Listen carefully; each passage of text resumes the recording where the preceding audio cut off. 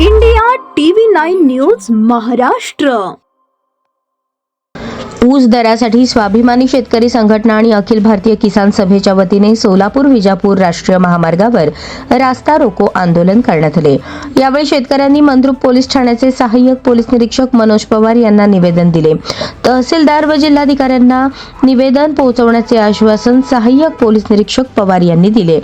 ऊस उत्पादक शेतकऱ्यांच्या विविध मागण्यांसाठी विशेषतः प्रति टन 3400 रुपयांची पहिली उचल मिळावी या प्रमुख मागणीसाठी शुक्रवारी स्वाभिमानी शेतकरी संघटनेच्या वतीने व अखिल भारतीय किसान सभेच्या वतीने सोलापूर विजापूर राष्ट्रीय महामार्गावर जोरदार रास्ता रोको आंदोलन करण्यात आले।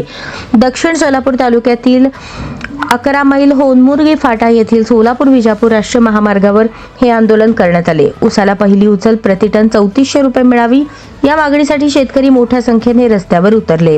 आंदोलकांची यावेळी जोरदार घोषणाबाजी करत महामार्ग बराच काळ रोखून धरला।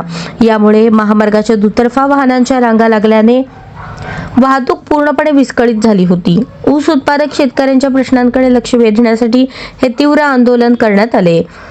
शेतकरी संघटनेने साखर कारखान्यांकडून शेतकऱ्यांना 3400 रुपये प्रति टनाची पहिली उचल देण्याची मागणी लावून धरली आहे। ही मागणी पूर्ण होईपर्यंत शेतकऱ्यांचा लढा सुरूच राहील असा इशारा संघटनेच्या वतीने देण्यात आला।